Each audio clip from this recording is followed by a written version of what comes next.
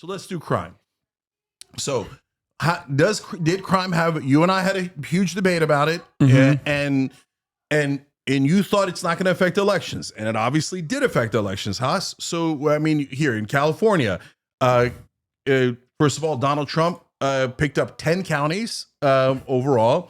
He closed the gap between Kamala Harris and himself massively in California. George Gascon lost 60-40. The mayor of London Breed, mayor of San Francisco, lost overwhelmingly. The mayor of Oakland got recalled 65-35. Prop 36 passed with a 70% approval. Yeah. So the Democratic voters of California said, yes, crime is real. And yes, we hate it and do not want more crime. We want less crime. Those are Democratic voters. So can I ask you something? Do you think that Californians love involuntary servitude, also known as slavery, in their prison structure? So no, you guys, that's exactly my point, Haas. So that's a they voted for it. No, hold on. There's a prop that Hasan's talking about here in California that basically said we should get rid of slavery in the prisons, and it lost. And that's terrible that it lost. And my thesis on why it lost, when of course the Democratic voters of California, if they understood what that meant, would say, oh, no, I don't want slavery in prisons. That's crazy. Yeah. But they voted against almost every left-wing ballot measure, including minimum wage, because they thought, oh, the left wing is the extreme wing. They're the pro-crime wing. They're the pro-super extreme positions. So even if I'm a California Democrat, I'm voting no on everything. If a Democrat proposes it, no. And that's why we got slaughtered in this election. So, okay. So, number one, you and I both agree. Well, if I were to ask you, I think, do you think the people of Mississippi are more, are more progressive than the broader California electorate? You would probably say no. No, yeah, culturally no. And having said that, in the state of Mississippi, when that same exact ballot initiative was clearly defined as slavery, it passed overwhelmingly. They voted against. They voted against slavery in the prison structure. Do you see how that makes my point? No, my point is that the way you frame things certainly matter. It matters a lot because most people are not paying attention to anything. That's why you had people searching if Joe Biden had dropped the day before the election. That's why communication matters. That's why who you define as your enemies matter. But if we're going to talk about, so perception is important, and narrative in many instances is more important than the truth, right? We agree with that, especially in this day and age. So framing matters a tremendous amount. We agree. Yeah, framing matters a tremendous amount, and also narrative is more important than the truth. I think this is something that you would agree with as well. Then again, you get into short run, long run, but yeah, it's super important. It is. I mean, this is a narrative. This is super important. This is almost a callback to the Alan Lichtman conversation, right? Like disinformation played a big role. It's not just disinformation. It's also information that's coming out of like legitimate sources with authority, like legitimate outlets of information that people still trust, like their local news stations. 90% of it is owned by Sinclair Broadcasting. They're super right wing. Yada, yada, but also newspapers, national newspapers, things that people care about. Fox News now dominates the media consumption by 73% last time I checked. It's an insane number, right? So in that process, I think something that fell apart for the Democrats and their unwillingness to actually fight back and counter message on anything because they're cowardly was the issue of crime. There's been a lot of analysis on why crime rates have gone down historically, and they have completely rebounded and are trending downwards once again, as they have since the 90s, which I know you're going to get mad at, but hold on. And that most surveys conducted on the matter show that Americans think that their neighborhoods, and the crime has not increased in their neighborhoods, but actually crime has increased elsewhere. So why do they think that they're safe in their neighborhoods, but they still feel like crime is exploding in the country? I think it is because of the right-wing misinformation faucet that is completely dominating independent media and completely dominating even major newspapers and that everyone is constantly in a holding pattern on whatever Republicans decide is the major point that they want to argue for.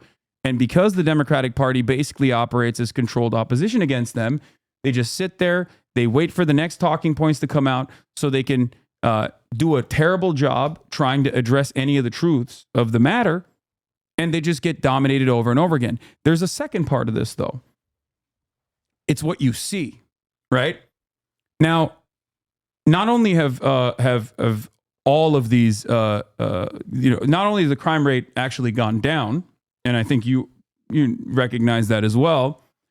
The National Crime Victimization Survey does not show like a major blip in unreported crimes. There is definitely more unreported crimes than before, and we can address why that's happening as well.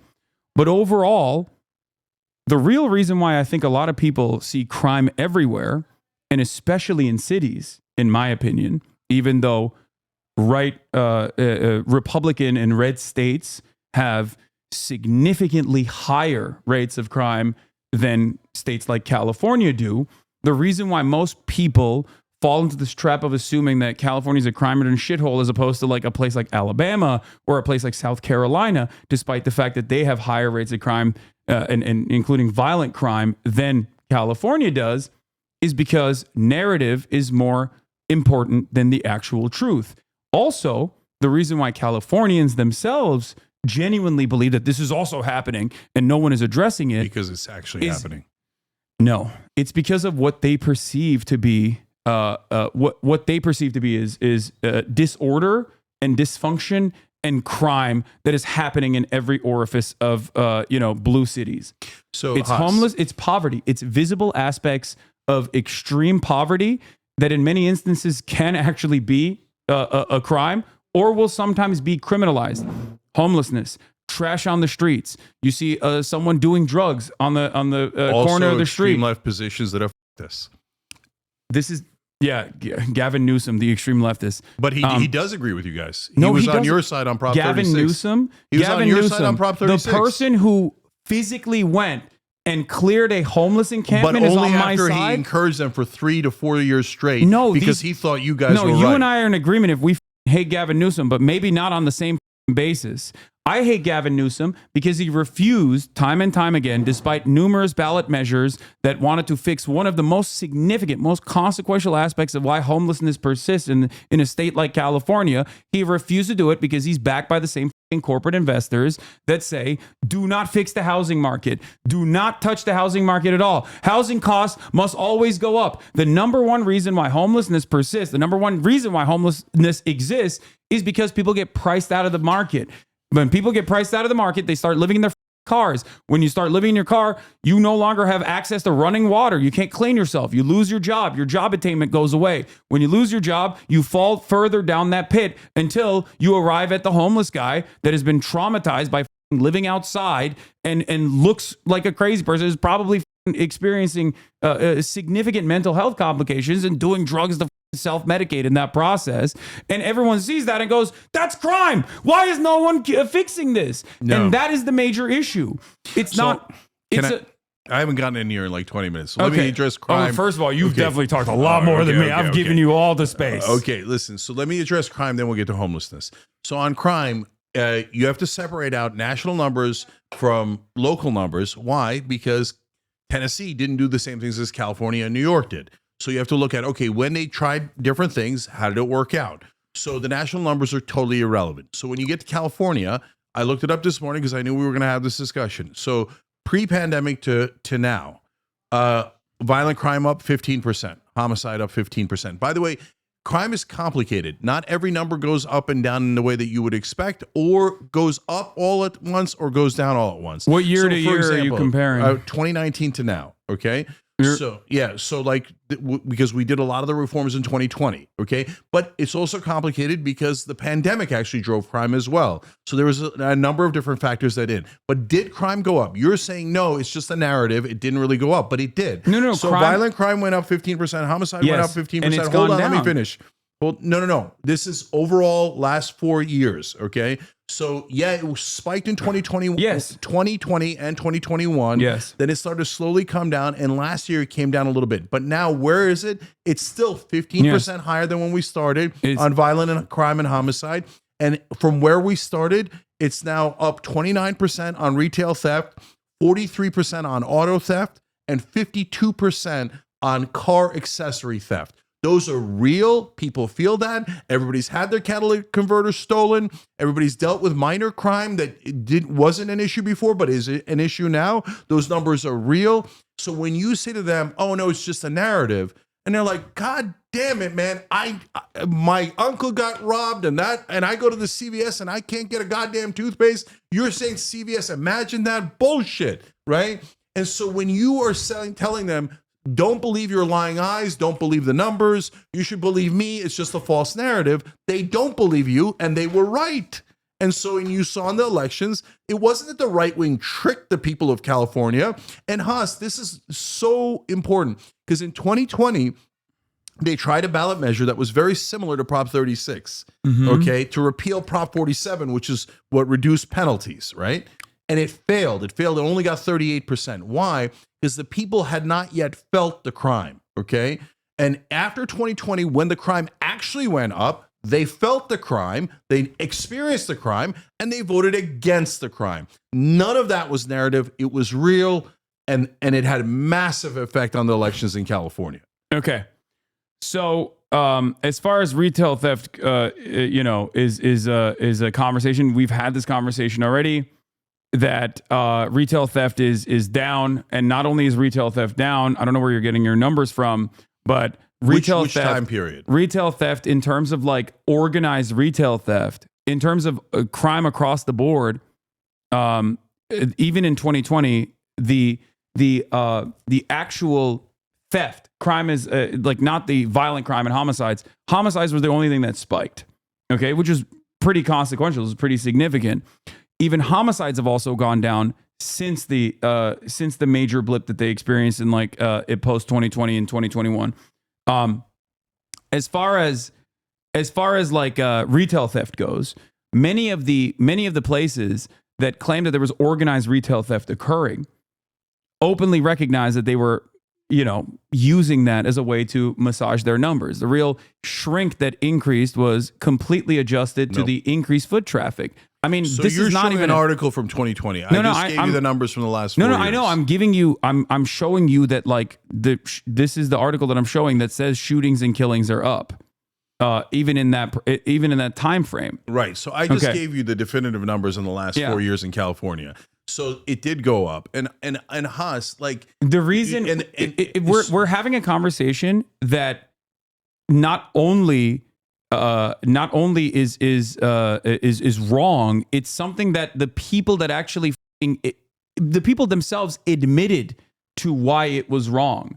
That at the time, I looked at the situation, I looked at the organized retail theft, I looked at the National Retailers Association numbers, and I adjusted shrink and the percentages that contribute to shrink, and found out that the overarching number of thefts that were occurring were not actually happening as a direct consequence of like organized retail theft, because no one is going to be able to steal billions of dollars worth of merchandise by organizing retail theft. It was actually happening, and you might like this, you might appreciate this, because of fucking automation. It was happening because normal Americans, when they go into a store and they do self-checkout, which is more beneficial for corporations because now you don't have to pay benefits for cashiers. Now you don't have to, pay a whole bunch of people to actually sit at the cash register. Now you don't have to do workers' comp. Now you don't have to do paid, family leave or anything like that, or no health care. Now you just have an automated machine that one person is controlling every now and then. In that process, they realized that shrink would actually go up, because people would just go in and maybe put a Snickers bar in there and toss it in their bag. That is why shrink went up. No, okay? Haas, that is the real reason why shrink went up, or on the theft side. Okay. Two things can be true at the same time. So that point about shrinkage and automation is absolutely right. And the right wing totally ignores that. You are right to bring it up. But that doesn't mean that the actual theft at the retail level didn't happen. Number one, the numbers indicate that it happened. Number two, the idea that CVS, Walgreens, all these guys were just decided to pretend that the people were going to steal this stuff and start locking it up when they weren't actually stealing it is crazy. They were actually stealing it. No, people, that's why they locked it up. I know. Do you agree with that? Yes, but okay. So both of those things are true. You can't make up for billions of dollars in lost revenue. But when from people go to a CVS and that shit's locked up, they get super mad. I know, and it goes back to literally the same exact thing that we were talking about with respect to seeing homeless people and being like, this is crime. Crime is everywhere, and instilling a sense of panic. But crime is everywhere, and look. So now let's go to homeless. But you're talking about organized retail theft when this conversation has already we've closed the book on that. That CEOs and CFOs have openly before we go to homeless people. But look, let's talk about the substance. Let's talk about the substance. They've openly said that they lied about it. No.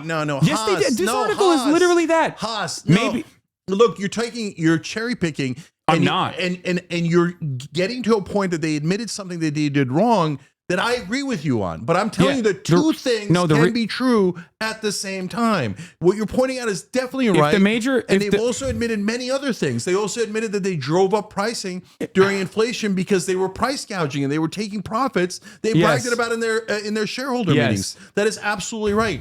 But the crime is also correct. No, when you go to the substance of the actual laws, I voted yes on Prop 36. Did you vote no on Prop 36? Prop 36 was the increasing the penalties. Yeah, I voted no on it. Yes. Yeah. So we have a disagreement. Yeah. So what were the penalties? They said for theft under $950, if you've done it 3 times, then we're going to move it to a felony instead of a misdemeanor. Yeah. I totally agree. Okay. I disagree. Yeah. Well, that's because. Do you want to know why I disagree? Do you care? Yeah, of course I do. Yeah. So a couple things. This also goes back to narrative overcomes truth, and narrative is more important than truth. If I were to tell you that the state of Texas has less stringent rules on what constitutes a felony theft than the state of California, which has implemented the $900 policy since 2014, and it's not a recent introduction into California state law, would you be surprised to find that out? But those two things are crossed together, Hus, because when everybody talks about how California changed the laws and now you can go steal things that are under $950 all day long and it's a misdemeanor, and since it's a misdemeanor, they're going to plead you down to nothing. You publicize that, then everybody goes, shit, let's go steal some stuff because apparently it's totally fine now, and more people go and steal. So that is where the reality meets the narrative. So you're saying that the media coverage over this has led to an increase of people going out and stealing stuff. Both things are true. That the laws were changed, it did make it easier to steal, and then the media covered it, and then more people stole because the media covered it, and they're like, oh, it turns out you could just steal and get away with it. So you and I agree that, I'm not saying that no theft has occurred. Of course, it did. We've all seen the videos, right? You and I, on the other hand, do agree that the larger, more consequential increase in shrink came from automation and not organized retail theft. I think you would agree to that. Yeah, because it's impossible. On the scale of the numbers, I hear you. I mean, I haven't looked at it myself, but that sounds right. It is mathematically impossible for organized retail theft to contribute billions of dollars in lost revenue, because it would have to literally be pandemonium, because you're the things that you're stealing, the things that you're stealing are not expensive enough. They're not stealing gold bars, they're stealing deodorant and shit, right? So over time, the real ways in which this happens is if this is a mass pattern change and a mass attitude change that makes it easier to steal small things here and there. Those numbers add up in a significantly larger way to the overall shrink of the companies. They know that. They already baked that into their profit margins because it's still cheaper for them to lay off a shit ton of their employees and allow some people to fucking steal, and it contributes to the shrink. What they also did, and this is not just the Walgreens wasn't the only one, or CVS wasn't the only one.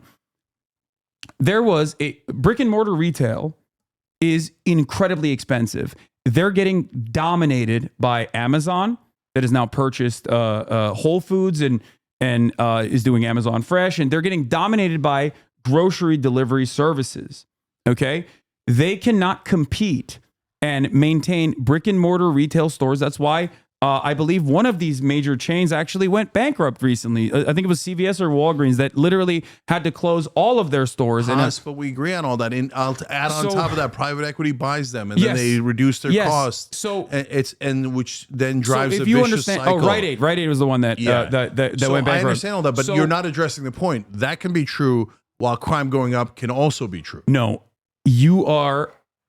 I'm afraid you are laser focusing on a more like you're laser focusing on something that invokes emotion when actually looking at the data shows that the much larger problem here, or the much like not even a real problem for them, which one is larger, is retail actually coming theft went from up 29%. It did go up. It is real. So when you get that it's counterproductive when you keep saying things that make people think that you think that they're making it up in their head and it's not real at all. Because I have looked at the actual numbers. But do you see that makes them that alienates them even more? Okay. You're saying even though it went up 29%, I want you to pretend that it didn't. No, and I want you to say it's not real. Well, no, they're not going to say it. No. And the elections prove it.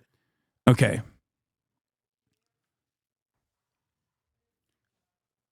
Let me give you a parallel here. The Democratic Party kept saying, right, that that the economic impact that Americans were facing was inconsequential, that the economy was good, actually, right? They kept repeating it over and over again, and people were like, what the fuck are you talking about? My anger towards the Democrats in that regard was that they basically, and I use as an example on the Pod Save America, the episode that I hosted yesterday. And this is a famous tweet that I'm basically paraphrasing. If you saw a homeless person and chucked 2 pennies at them, okay, and then they yelled at you and they were like, fuck you, why are you giving me 2 pennies, piece of shit? Technically, you did improve their, material wealth by 2 pennies. Why are they being angry? Why are they angry at me for genuinely improving their material wealth by 2 pennies? You can frame every number and every percentage in a way that suits your argument, but what you have to look at is the actual data, which I have done. That's why I bring up the National Retailers Association numbers when I'm having this conversation with you about shrink increasing overall. When you say retail theft went up 29%, what you're failing to account for, and by the way, retail shrink has gone down for the record year over year. All the numbers are better in the last year. But the instance where it did go up, it actually went up because there was more foot traffic in comparison to the year prior. When there's more people going into the stores, there are more people who are able to steal stuff. And if you and I both agree that it's not organized retail theft that is like massively contributing to the increase in shrink, but instead it's actually automated.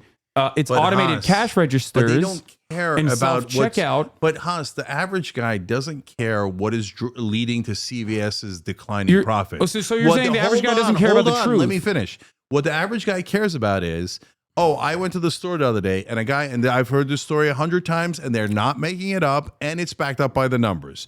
I went to the store the other day. Some douchebag walks in, grabs a bunch of stuff, and leaves. And then I feel like a sucker sitting here paying for it because apparently anybody can come rob this place. And that's not even recorded in the numbers. And the numbers are still up. And there's a giant mountain of things that did not get reported because there was a period of a couple of years here in LA. It's better now, where I was we probably talked about this before too. I was at a Supercuts. The window's broken. Why? People come in here all the time, take whatever they want. They smash the windows. We stopped calling the cops because the cops aren't showing up. Why aren't the cops showing up? Partly because they were trying to prove a point. Oh yeah, you guys are protesting us. We're not going to work. But another reason was because they would bring people to the DA, and the DA would say, not just because of Prop 47, because George Gascon said, don't prosecute them. Don't prosecute. Put them back on the street. In terms of not reporting crimes, went up. I can't speak for your local. They care about what happens to them at the grocery store, and they care that, hey, I don't care about the goddamn shrinkage. What I care about is when I go to buy shrink is theft. That's why I'm saying shrink. It's not about the profit margins. When they go shrink in, is literally theft. All of those things are locked up, and they're not locked up because of what you're saying. They're locked up because of the crime. They are locked up because they do want to prevent retail theft in general. That's the reason why they lock it up, because of course they don't want people to come in and steal shit, even if it's inconsequential to their even if it's inconsequential to their profit margins. They still don't want people to go in and in the chance that like is easy to steal, they lock the shit up. So you think the people of California in mass all got tricked by the right wing into thinking there was crime when there wasn't that much crime? I think that people saw homelessness and diminishing material conditions for a lot of working class Californians and it's not an accident that like blue areas and blue cities are significantly more like swinging to the right than red cities were, or red states were in general. They saw homelessness directly caused by the housing market being completely unsustainable, and they attributed that to an increase of violent crime happening everywhere and it being bedlam when the data doesn't show that reality at all. And to make up for that massive gap in the data, by saying, oh, people are simply not reporting crimes when we're talking about. But I'm telling you, the data does back it up. I've proven it overwhelmingly. I don't know. And then on top of that, there's another mountain of unreported crime. But I don't even need the unreported crime. The crime went up. Look. I don't know where your data is coming from. Public Policy Institute of California. So you could look it up. Crime on the cars. 43% on auto theft over the last 4 years. 52% on car parts, and you keep telling them it didn't happen when their catalytic converter got stolen. They know what happened. Now let's go to homelessness. So that's again like the trans ad at the end of the campaign. It's in my opinion, it's a combination. The Public Policy Institute of California, is that what you're talking about? Is that where you got this information from? Yeah. That California's violent crime rate rose somewhat in 2023 and remains above pre-pandemic levels. This is what you're talking about, right? So look, keep going down. You see, okay. Right? So California's overall violent crime rate by 1.7 increased by 1.7 from 495 crimes in 2020 to 503 in 2023. Yep. Like the rest of the nation, California saw a jump in violent crime in the first year of the pandemic. The state's violent crime rate is still up by 15.4% compared to 2019. This is what you're talking about. Exactly what I said. 15% since 2019. Okay. And then you see violent crime, you see homicide, you see home burglaries go down, but so this is commercial burglaries go up. This is from 2023. So they're saying the 2023 numbers are better. That's why I've been saying throughout the 2023 numbers are better, right? But what they're saying is when you look at 2024 numbers are better. The recent numbers. Yeah, the latest numbers. The latest numbers, they're saying anyway. Yes. So the last 4 years, though, when you look at pre-pandemic to now, all the numbers are much worse. Okay. Oh, no, not all the numbers. Almost all the numbers. So when you go to homelessness, I don't think this is just from Oakland. This is across the board, chat. That's California. Yeah, this is California. They're saying they adjusted it to the Oakland Police Department incomplete reporting. Yeah, look, you can make all the excuses you want, okay, but those are real numbers. No, I'm not addressing to you. I'm addressing to whoever said that. Yes. Okay, so look, now when you turn to homelessness, again, we have, in my opinion, the corporate left. There is no corporate left. The corporate Democrats, right, and they what I would call the extreme left. Get together. And so you're absolutely right. Gavin Newsom wants to protect his real estate donors who are among his top 2 donors, right? He wants housing prices to keep going up because the real estate guys get paid off of that. Number 2, he wants to has a ton of donors that they dole out and allies that they dole out money to nonprofit groups. They dole out money to, we're going to buy that place and we're going to turn it into housing for the homeless. Except they never turn it into housing for the homeless. They just pay 3 times as much to buy the property. Can I say something? All of that stuff is true, but 2 things can be true at the same time. At the same time, on the city council level, when in LA and San Francisco and Oakland, when anybody went to say, hey, listen, I don't think we should have people shooting up in public. I don't think we should do the local meth market in the middle of town. Okay. The extreme left would show up, the political activists. They literally threw a brick at London Breed. They thought she wasn't extreme enough. And they're like, no, liberty for the homeless. And they're like weirdo libertarians pretending to be on the left. And so they're saying, no, we should do nothing. Nothing. They have a freedom to stay on the streets. We don't care about this. We're looking at the data. Data is more important than whatever people are saying, okay? What you're doing in this circumstance, when you look at the data here, okay, I'm going to pull this up. I'm going to open this image in a new tab, and I'm going to zoom in, okay? What you're doing in this situation is basically looking at just this portion. Because that is what the voters look at when they're going into this and not election. looking at, I know, but you're not looking at the overall trends of crime. I know, but I've pointed that out 1,000 times. I know, but that trend that happened in the 1990s has nothing to do with the trend since it's 2020. It's not just 1990s. Like it's since 1960. Since 2000, okay, crime has noticeably decreased and continues to do so. But no one disagrees with that, Haas. Okay.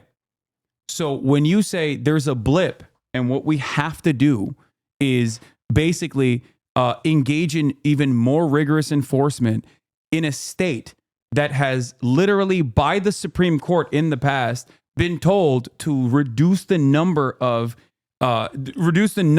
people that are in their prison system because the prisons are filled to the brim with a bunch of nonviolent offenders with no indication that they're going to reoffend. But that's not what has happened at all. Saying that these are recidivists, Haas. That's why Prop 36 fixes the problem of recidivism. If you've done it 3 times, brother, you're a recidivist. See, this is where we totally completely disagree with one another. If you think that like the 3 strikes rule in any sort of implementation of like it goes from misdemeanor to felony, absolutely more aggressive prosecution and more draconian punishments being implemented are a demonstrable failure universally. That's the reason why America has a higher rate of recidivism than all of the other comparable OECD nations that have significantly more tolerant approaches and significantly better solutions in terms of identifying why crime happens, which is poverty. You're conflating 2 different issues. I'm not. America's prison system is awful. It needs massive reform. There's no reason for us to have this brutal, stupid system. It contributes to a lot of the problems that we're having. But at the same time, when you say, hey, if you do this 3 times, 4 times, 8 times, 9 times, I'm still going to keep it a misdemeanor. That doesn't have anything to do with the state of our prisons. I'm not telling you to. Does. No, hold on. I'm not That's telling the reason why they're doing it. I'm not telling you to beat those guys. I'm not telling you to torture those guys. I'm not telling you to put them in jail for the rest of their lives. This is not 3 strikes and you're out. This is 3 strikes and it's a felony, brother. It's a felony. You're saying 18 strikes. That motherfucker goes into the store, robs it 18 times, and you're still going to call it a misdemeanor? Do you agree with the crime bill now of Joe Biden, the architect of the crime bill, like crime control bill? That was a successful method. So that is a complicated calculus because back then what they would do is they would say, and this is what I hated, and this is the criminal justice reform that I wanted, which is, oh, you smoked marijuana. That's it. We're putting you in prison for 20 years. What the?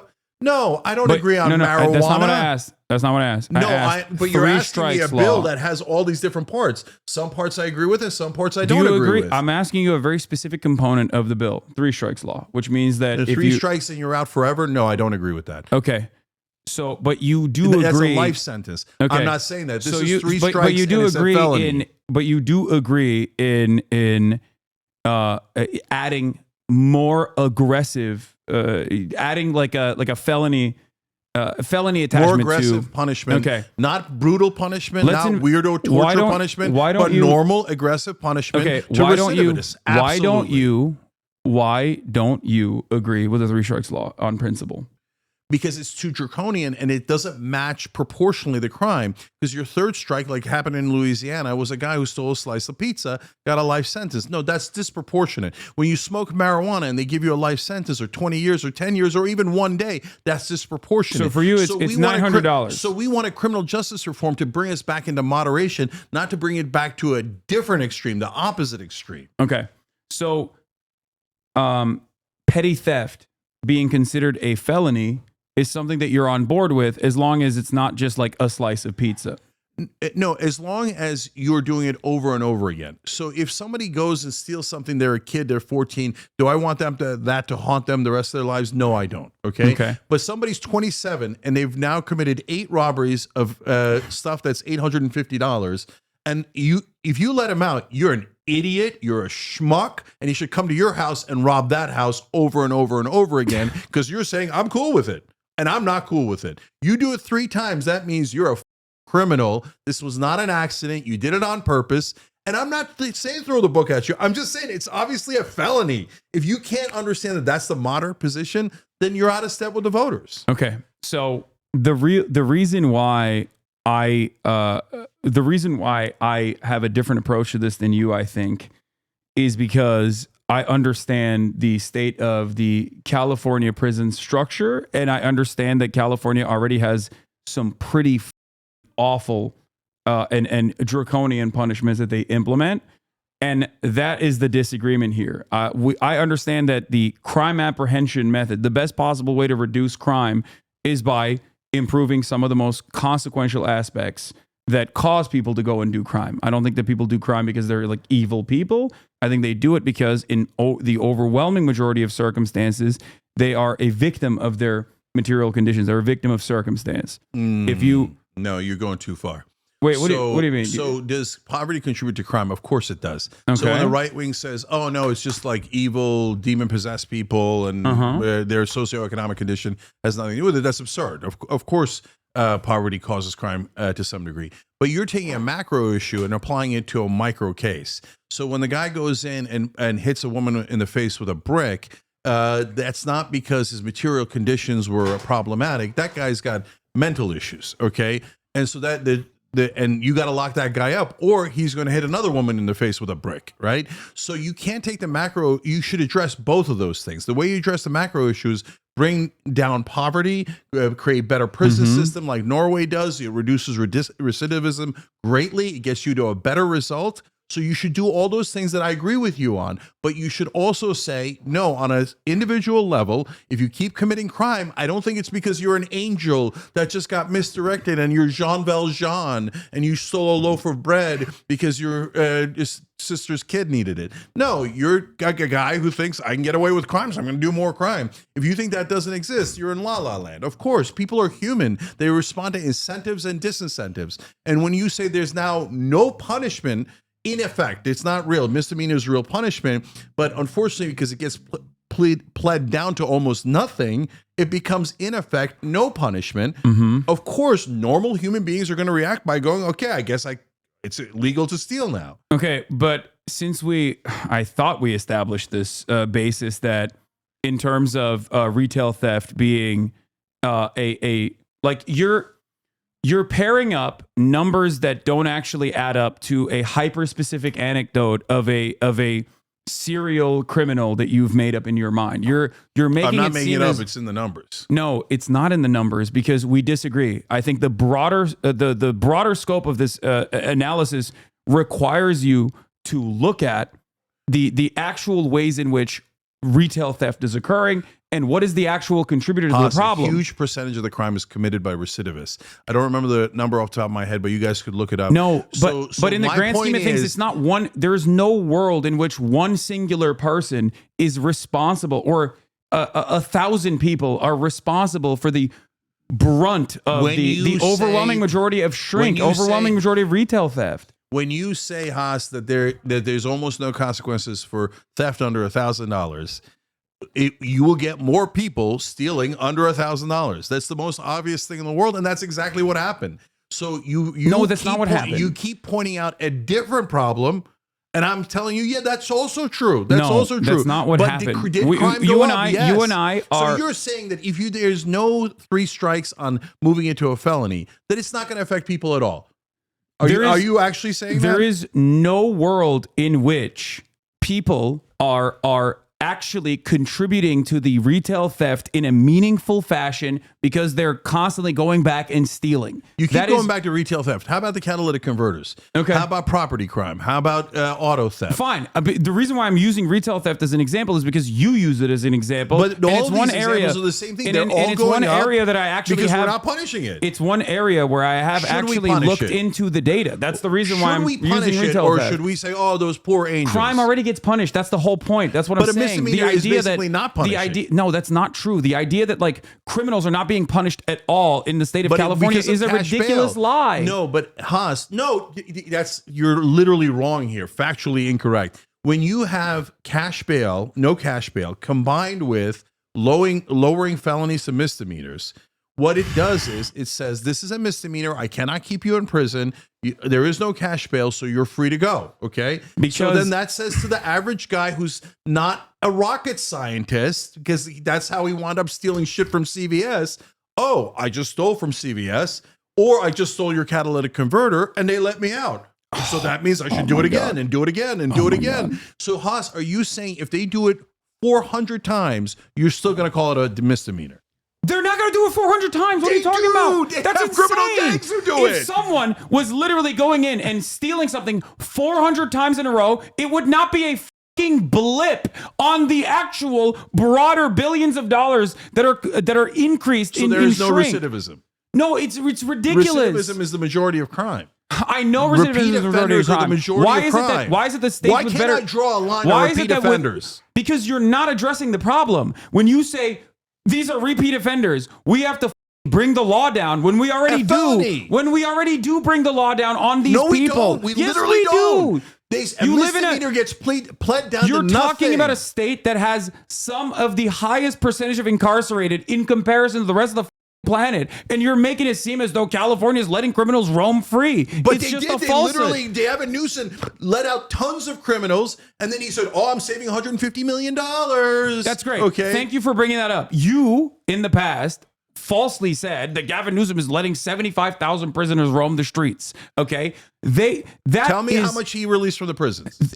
Do you know like Bane from like Batman? Do you know the structure in which this prisoner release program works? Do you think that it just means like, oh, you're a rapist? Go ahead, be free. I never said that. Okay, you're a thief. No, go ahead, be free. No, they're saying, hey, you have not served your time, but Gavin Newsom would like to save more money so he can give more of it to his donors. So we're going to let you out of prison, even though you didn't serve your time. That's how it happened? No, that's not how it happened. Okay. They looked at people with less likelihood to reoffend, and they actually still went through the same exact process that you normally go through in a state where they changed the law. The penalties. It can't be the same process if they change the law. No, the process is still the same. They just shortened the sentences in a state where sentences are already so long. We're talking about people who are going to spend 30 years in prison, and they've spent 20. And why were they going to spend 30 years in prison? Spent 20 why years. were they going to spend 30 years? Because they stole pizza? No, because they committed rape or murder. No. Just listen. I'm using 30 as a number. I'm giving you 30. It could be 5 years in prison. Okay, they were going to spend 5 years in prison. They've spent 3 already. So now they've actually put them in front of a parole board ahead of time instead of serving out the 5 years of their prison sentence. That's right. And they're letting them go too early. That's right. I think they should serve their sentences. They should serve 5 years in prison. You think the extra 2 years? You know what the hell they got the 5 years for? The extra. Look, guys, you can. I do know.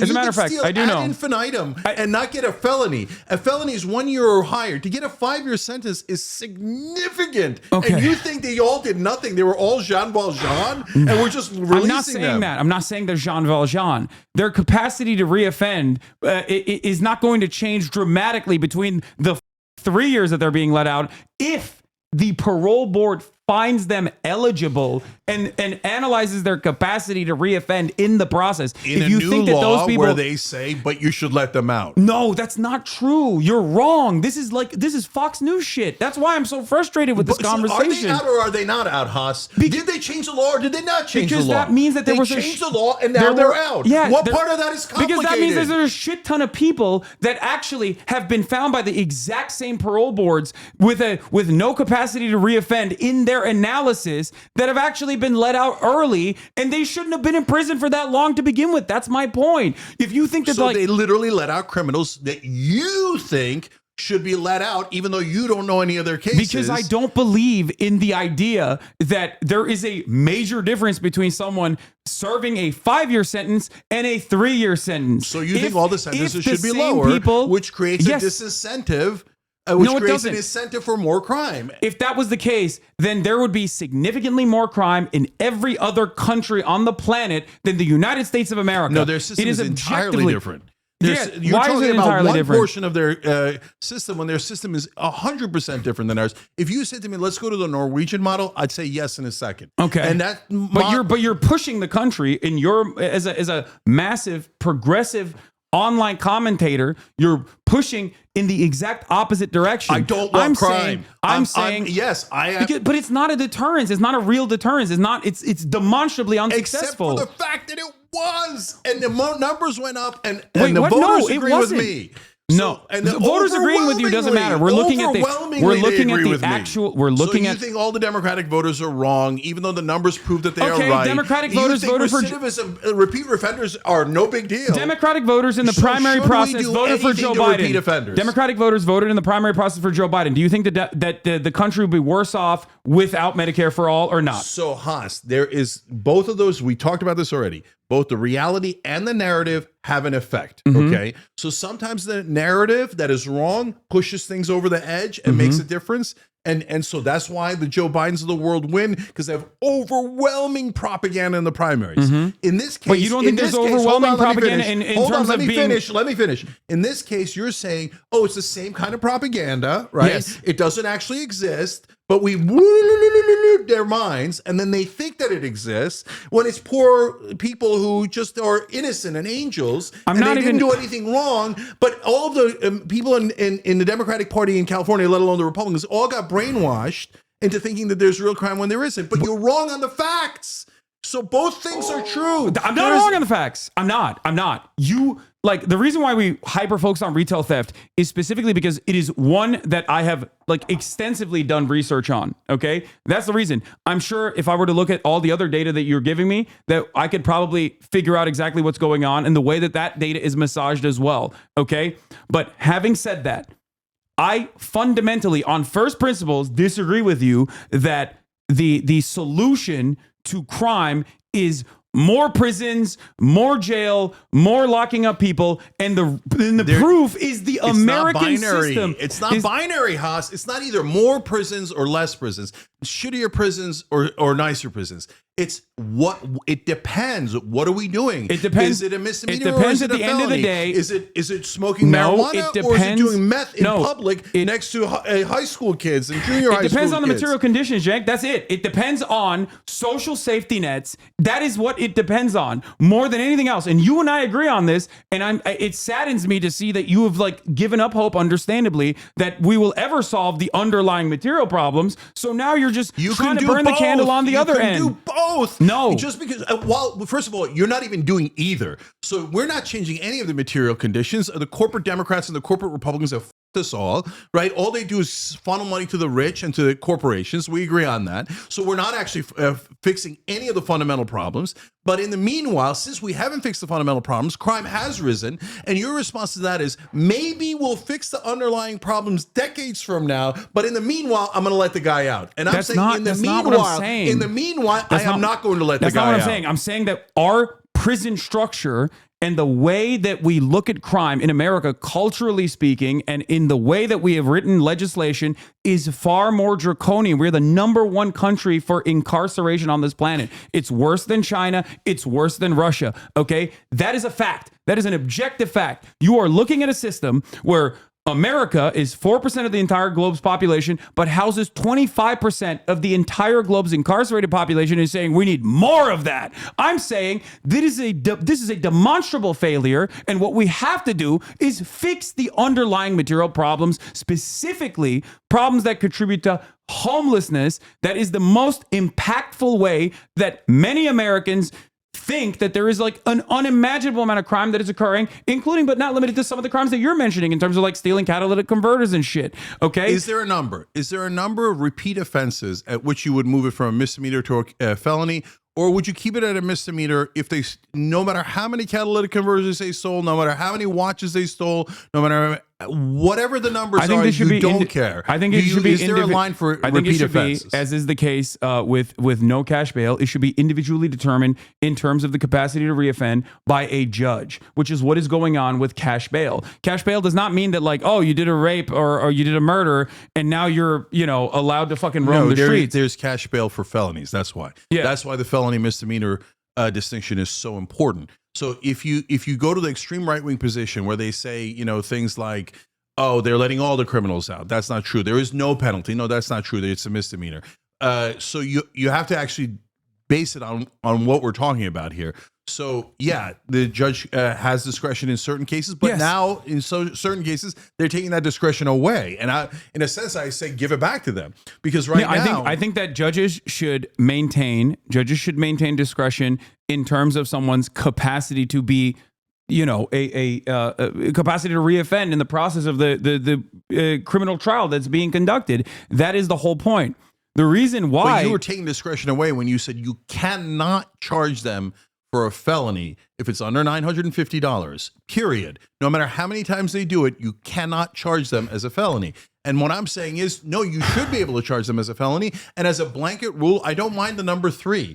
If you've done it 3 times, it wasn't an accident. The reason why you and I have a disagreement over whether or not this is as pressing of a problem is because I think you're being primed by what you are seeing around you and factoring all of that in together to say crime is completely out of control, especially when it comes to theft. And I think you're crazy. The reason why I'm saying that is because, and I brought up the Texas example already, like in the state of Texas, in order for a theft to be considered a felony, it needs to be $2,500. Do you think that Texas does not prosecute? Do you think Texas has a wokeness in their criminal justice problem? That is a significantly higher number than the state of California. Treat repeat offenders?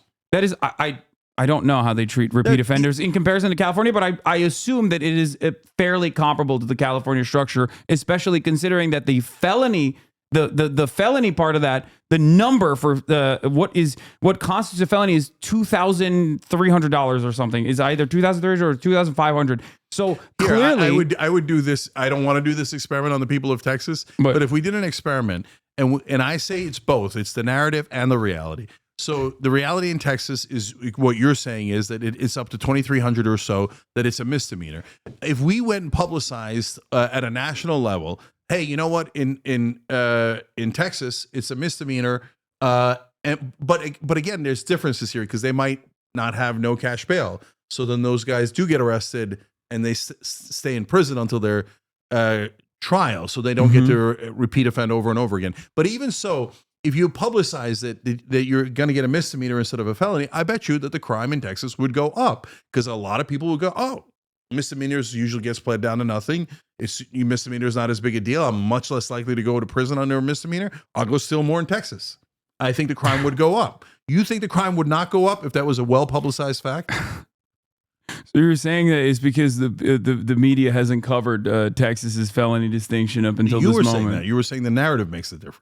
No, I'm saying that narrative doesn't contribute to the material reality one way or another in a way, in a more meaningful way than like people feeling the consequences of not being able to make rent, or not having the same job attainment, not having the same living wages that they're supposed to be getting when wages are outpacing, or when inflation is outpacing wages. You're making a macro micro difference. No, it's not the guy who's doing the theft is not some sort of angel in your macro world that if he was it's not. rich, I'm not saying he's an angel. That. I'm not saying he's an angel. I'm not making the difference between you and I think in this conversation is that you're applying some semblance of like morality to the action. I'm not. I'm saying human beings are immediately reacting to their material circumstances. I'm not ascribing a moral value to that because I want to solve the problem. And I think moralizing the ways in which like people steal. Some people steal for honorable reasons like Jean Valjean, and other people steal for bad reasons because they want to be bad, is silly. I look at the data, I look at the actual problem, and I want to solve the problem. And I think moralizing or trying to dive in, and trying to dive into the mind of like one criminal over the other is actually silly. And that's not how legislation is written anyway, because if you were to write legislation that way, when people do write legislation that way, you arrive at a whole bunch of things that you disagree with as well, like in the crime control bill. You arrive at people being like, well, those evil people are smoking marijuana and marijuana kills, and that's why they have to be locked up in prison forever. That's how we arrived at $2,500 75% of the entire incarcerated population of the planet being incarcerated in the United States of America. So look, I attribute both things. The incentives and disincentives matter. So if you say, hey, there's going to be less punishment for something, you will get more of that thing. If you say there's going to be more punishment of a thing, you will get less of that thing. If you disagree with that, you're literally disagreeing with human nature. Then on the moral component, which is a separate factor, on that factor, crime is literally us as a society saying we find that to be immoral and unacceptable. You are not allowed to do that. You are not allowed to take from that guy when you didn't earn it. That is an immoral act and it is an illegal act. That is literally what crime is. You are not allowed to rape that woman just because you wanted it. It is illegal and immoral. You cannot go into his house and take his shit. That is immoral and illegal. By definition, crime is about morality. Then the question is, where do we draw the lines on what we think is right and wrong? And what I'm saying to you is I'm drawing them in a different place than you are. I'm drawing them in a place where the great majority of Americans are. And I'm drawing them in a place where I say, let's go solve those macro issues that you and I agree on so that there's less crime overall. And let's do it right. Okay. But in the meanwhile, yes, I am saying you are not allowed to. It is immoral to smash a woman's face with a brick, to smear shit on a woman's face, things that people literally walked on in New York. It's a misdemeanor now. You walk, no cash bail, you walk. And people got sick of people walking, and that's why you lost California in spectacular fashion. That is exactly as I predicted. 36 passed with 70% of the vote. Okay. I don't agree that people who engage in violent felony assault should be able to immediately Is it a morality walk issue? away. It's like in terms of letting that person walk away, you are constantly in greater danger to society. I don't agree with that. So it is immoral. Yes, I think that. So crime is a morality Yes, issue. but when you are legislating or when you are actually trying to figure out a way to reduce the number of crime, you can't just sit there and be like, well, that's immoral. Then, okay, then kill that person. We should kill that person. No, you're going to an extreme. No, I'm not going to an extreme. You're going to an extreme. I literally told you earlier. What was my rule? What was the rule? I'm using your argument and moving it to the logical conclusion, which is we should lock away that person. We should lock away that person permanently because that person has done a crime. That's what happens when logical at all. That's what happens when you moralize. The punishment no, you don't. Punishment has to be appropriate and proportional to the crime. So it is not a moral position to say you stole a slice of pizza, so I'm going to take your freedom away forever. That is not a moral position. But it's also not a moral position to say you can steal any pizza you like. So what's the right answer? The right answer in that case is a misdemeanor. Sometimes misdemeanors make sense. Okay, but here's the thing. We already have rules in the books that have clearly not contributed to fixing this problem. And I'm not saying that the solution is to just abolish the principle of crime, right? I'm not saying that at all. I'm simply stating that, well, come on, Cenk. Okay. Of course you're not saying that. My anger and my frustration is that we keep looking at wrong solutions and moving away from the actual, genuinely successful solutions in reducing the number of crimes that happen, whether it be property theft or whether it be any sort of violent crimes at all. And the example is out there in every other OECD nation. And instead of looking at that and going, this is in the direction that we need to move in, which is something that you do when it comes to Medicare for all. It's something that you do for socialized medicine, but it's for some weird reason not a thing that you factor in when it comes to the actual. Except I do. When it comes to the actual issue of crime. I've said 8 times I do, and I want to go towards their system, but we don't have that holistic system. We don't have the safety it's not even net. holistic. We don't have any of that. I know. We don't have the right prisons. So give me a bill that fixes our prisons, and I'll say yes. Give me a bill that reforms police training, and I'll say yes. Give me a bill that says let's spend more money on mental health, and I'll say yes. But if you just give me a bill that says let's let the criminals go, I say no. Okay, felonies after 3 strikes, easy. Everyone, the overwhelming majority of the voters agree, and they are right. By the way, let's keep going. Let's go to the next thing. The 3-strike misdemeanor conversation that is the conversation of taking 3 strikes and turning it automatically into a felony. does actually put a 3 pizza slice guy in prison, just so you know. Yeah, it does. It puts him in prison for a year. A felony is a year or okay, more. so if someone steals 3 slices of pizza a year. No, 3 different instances. Yeah, in 3 different instances. Yeah, they are a repeat offender. You're giving the most extreme, lowest example you could find. I can give you 3. A guy smashes into a jewelry store, takes a $900 watch. He does it 340 times in a year, and you still say a felony. Okay, so we both have extreme examples. And I'm saying, no, that's fine. If you go and break the law 3 different times on purpose, goddamn right it's a felony. Okay, here's why I think you and I will never see the world in the same way. I would rather have the jewelry guy go free if that means the 3 pizza slice also gets to go free. Yeah, we disagree. Yeah. Yeah, I think 100% I stand on that. And good news is we just had an election about it. And it got decided. So I think the voters said, we agree with Cenk. We're not willing to let you rob every place blind because you're worried about the 3 pizza guy. Yeah, and the reason why I disagree with you on this is because, and it's something that you agree with me on as well, that's not even the solution to the problem. The solution to the problem is part of the solution. The solution to the problem would be, food banks, and the solution to the jewelry theft guy. But the food bank is not going to solve the repeat offender guy. That guy's out of control. So the repeat offenders the guy are totally who's stealing out of control. 3 pizzas is you're taking the lowest possible example. and you're taking the maximum possible example. And what I'm telling you, in that range, in that spectrum from the lowest to the highest. Yeah. Yes, I am perfectly comfortable with. Yeah, but that's not how the law works. When you do the 3 you're strikes, doing it on purpose. You're a criminal, and you like to rob other people's shit. Okay. Yes, hold you go to prison. Hold on. By numbers, what kind of crime do you think is going to happen more commonly in this process, or has been happening? The guy who's stealing pizzas and 3 slices, and now he has to go to prison for a year, or the jewelry theft? Oh, so my guess is, first of all, we're both guessing. And the more common thing of just going into a store and stealing whatever you want is way higher, way higher than the guy who's like, oh, I'm so hungry. I just need 1 slice of pizza. By the way, go outside a pizza shop in California, anywhere in California, LA, San Francisco, etc. Hey, say, hey, brother, I don't want money.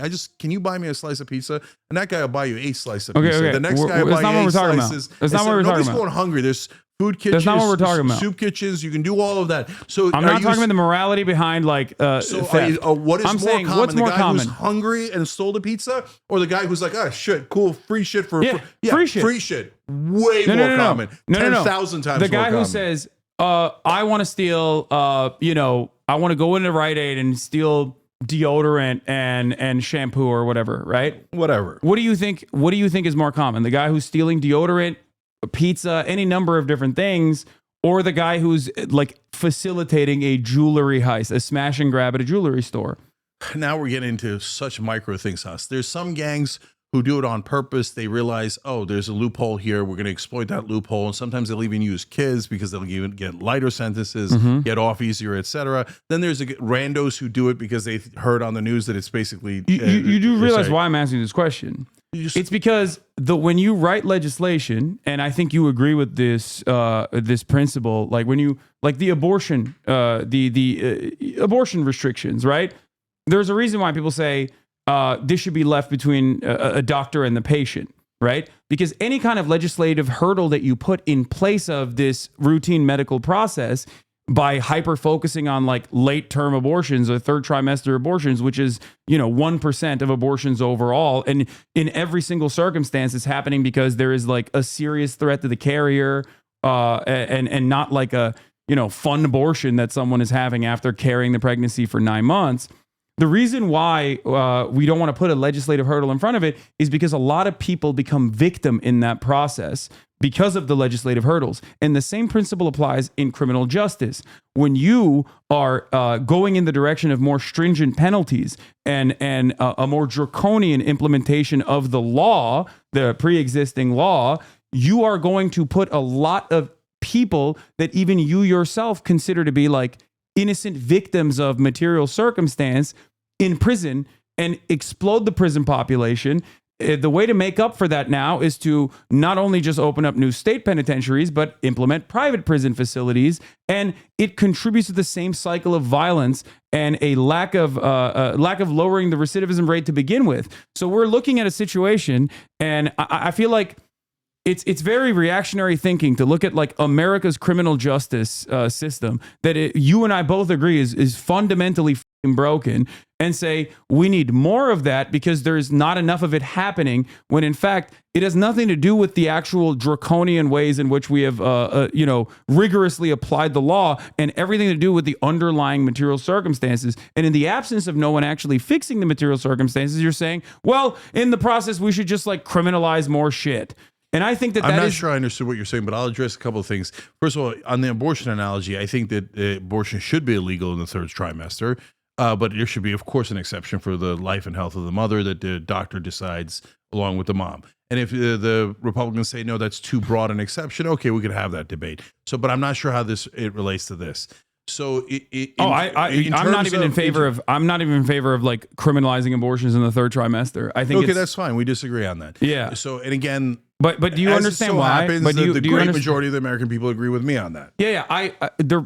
My job as someone with a perspective is to try to get other people to understand where I'm coming from on this issue. And I think I can try and communicate, I did, as to why criminalizing third trimester abortions, which is an incredibly rare procedure to begin with. It is incredibly rare. It's an incredibly rare procedure to begin with, is only adding additional legal hurdles in an otherwise incredibly traumatic experience that the carrier is going through. What it's doing is completely unnecessary. It's making your position look extreme for no reason, when the great majority of the incredibly rare cases are a medical necessity. Almost all of them are a medical necessity. Once you put a medical necessity exception in, you're needlessly making your position look more extreme by saying you're allowed to abort up until the day of the delivery. No, there's always going to be, and it's also not correct. No, I think you cannot get a third trimester abortion that is not already an incredibly complicated medical procedure. That's right, because it's illegal. No, it is illegal. No, it's not because it's illegal. There are states where there's no legal restrictions on third trimester abortions, but the reason why it is unnecessary and conciliatory to the Republican position that is born out of not real truth of the matter, but instead hysterical, made up hallucinations like women are getting fun abortions after carrying a pregnancy to almost term, is because you're adding an unnecessary legal hurdle on a complicated medical procedure that is automatically limited by its own complication. If you do that policy, Haas, the Republicans... It already exists.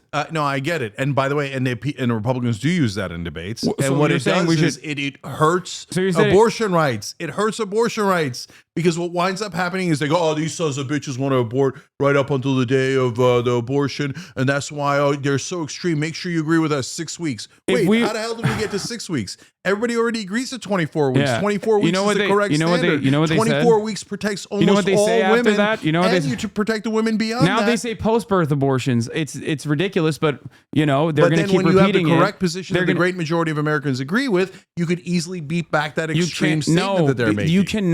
You cannot concede or cave or capitulate to right-wing framing, especially when it's not born out of the data or the reality of the matter. You're saying I think it should be illegal. They make people look the third crazy. Trimester. But I think it should be illegal in the third trimester. Okay. Why? Because I agree with you. It's exceptionally rare, and almost all the time it's medical reasons, and people don't have abortions for fun. Yeah. But especially at that point, because it's such I totally agree. Such an invasive procedure to actually conduct that automatically limits the number of people that can get it regardless. But as a matter of law, should you be allowed to get an abortion because you chose to after the fetus is viable? And I think the answer is no. Once the fetus is viable, it's an independent human being. And you don't get to make that choice on your own without a consultation of a doctor saying, yeah, no, you're right. Your life is in danger. Fetus viability will improve with medical science as well. Does that mean that if in the future the fetus could be viable outside of the womb? Yeah, take it out and you deal with it. Yeah, I think it's okay. That's crazy. You think so you're saying if a fetus is viable and and the pregnancy just got started. Yeah. and somebody says, "I'll take care of that baby," Do you understand the say, process? No, of I don't want to. Do you understand the process of taking it out? That is also an invasive medical But you're procedure. saying in the future when it's possible. Of course, I'm not saying No, now. But fetus viability can happen at what, like 6 months? Let's say a premature baby can exist outside in a vacuum. Like the fact that you have to still cut a woman up to be able to get that out is like, I know, but we're not cutting her up, Haas. We're just saying you have to finish the pregnancy. No, I fundamentally disagree with you on this. Okay, no problem. We'll disagree. I'm just letting you know. In the third trimester, by the way, my standard is the Roe standard, right? You're going beyond Roe. Roe said illegal in the third trimester.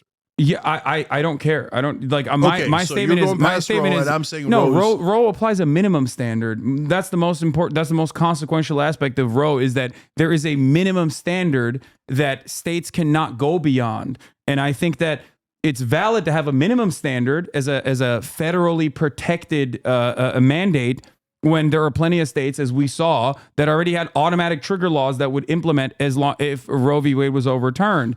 As long as there's a minimum standard, then that's good. I would go so far as to say that there should be no legal hurdles whatsoever, especially considering that the third trimester abortions, as you and I both agree, is not like a fun abortion.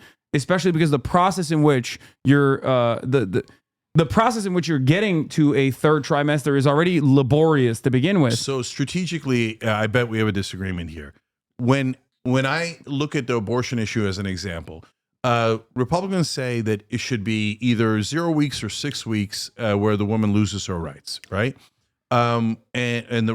Loosely speaking, the right wing says that. You're saying the entire 9 months, it should be up to the woman.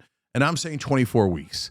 So now the majority of Americans think 24 weeks. But but if we go with your 9 month strategy, Haas, what I'm worried about is, that we're going to wind up at 15 weeks instead of 24 weeks because the Republicans are going to say, look at how extreme they are. Look at how extreme they are. They're saying that you should be able to, whether they do or they don't. Regardless of the majority position, the Republicans did undermine the democratic process. I think you and I are aware of that, right?